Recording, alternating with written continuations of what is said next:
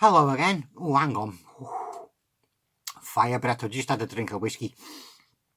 Hello again, and welcome back to the card mat. Yeah, I needed a drink of whiskey to help me get through this. It's a tutorial for that Ultimate Triumph 2.0. As far as I'm aware, it's an original effect. I've never seen it. I've never heard of it. I've seen similar. I've done similar. But I've never taken it to this extreme. Right. Oh, by the way, cheers. All the I love the comments. Fantastic. If you haven't seen the comment by Trinity, go and read it. It blew my bloody brains out. It did. It was fantastic. Right. You might have noticed that I'm using a maiden. Yeah. Maiden back. That means it's a marked deck. If we look at this top card here, which is the Ace of Clubs, you can see just there, it says an A. And just underneath it there, it's got a club sign, right? So you know, looking at that, it's the Ace of Clubs, right? So I'm using a marked deck. You can do it with a normal deck. Very head-wrecking, but you can. I will explain that at the end. Yeah, no. At the end, it's too late. When we get to it, I will go through it. So this will be an epic video, and I don't apologise because I think this trick actually deserves an epic. Right, how do you set your packet up? Well, split your cards into the 4 suits, right? Then split the suits into odds and evens, right? So you have like the Ace of Clubs, the 3 of Clubs, the 5 of Clubs, the 7 of Clubs, the 9 of Clubs, the Jack of Clubs and the King of Clubs. And obviously then you'd also have the 2, 4, 6, 8, 10 and Queen of Clubs, right? You want to have the 2 blacks on the top or the 2 reds, whichever way you want to do it. So I've got the Ace to King in clubs, odds. On top of that, you want the evens in the spades, the opposite suit. So you have the 2, 4, 6, 8, 10, Queen, right? Because that then makes up 13 cards, right? Think about it logically. That is now Ace to King in 2 suits. 13 cards. Once you've done that, you then go on to the red ones. Ace of Hearts, 3 of Hearts, 5 of Hearts, 7 of Hearts, 9 of Hearts, Jack of Hearts and King of Hearts, followed by the 2, 4, 6, 8, 10 and Queen of Diamonds, right? Now, you do the suits the same order for the next part.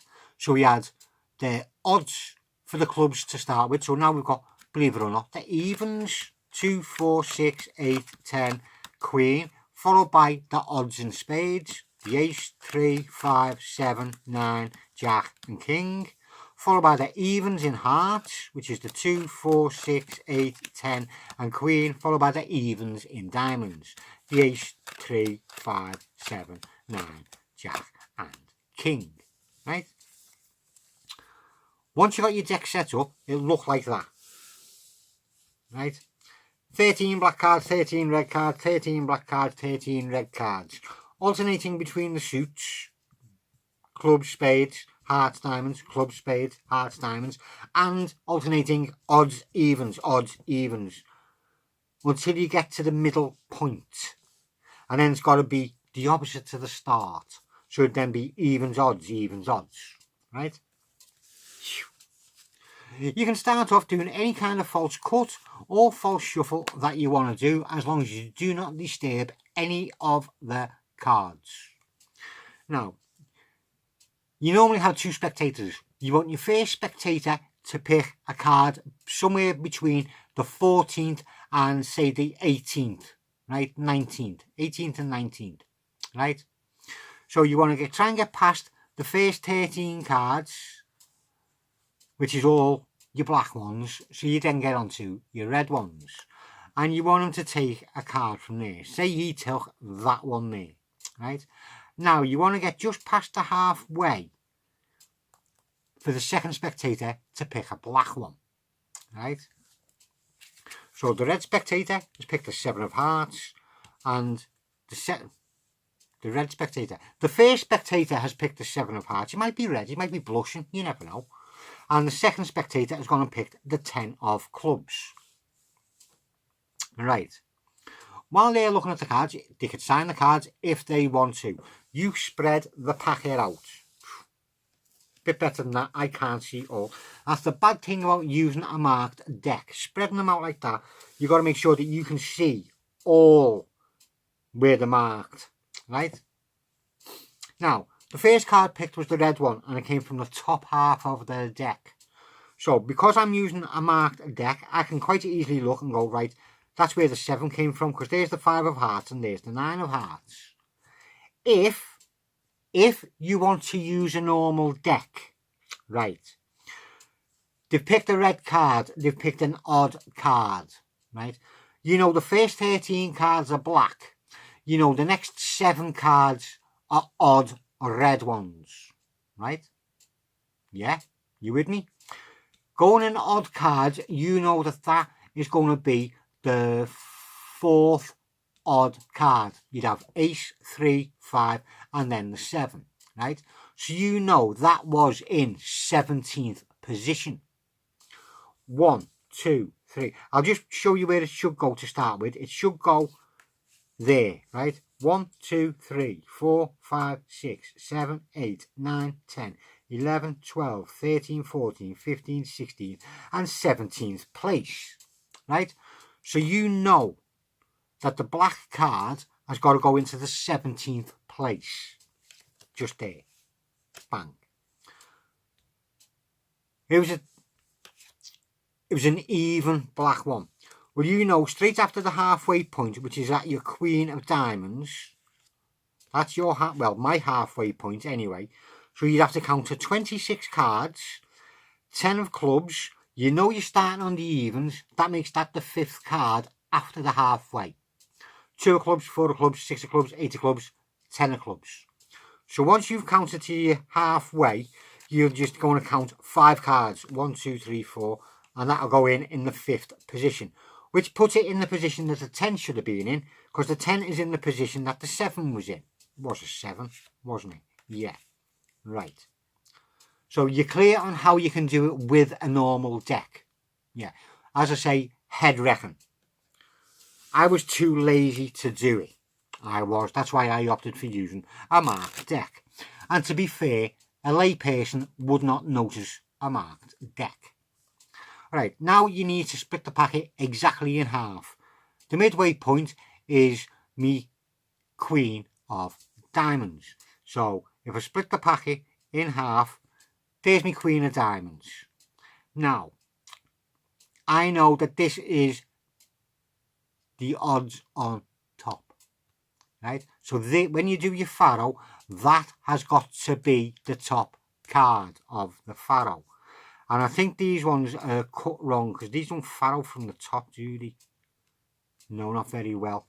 So I've got to faro these from the bottom, which means the bottom card on this packet has got to be the bottom card.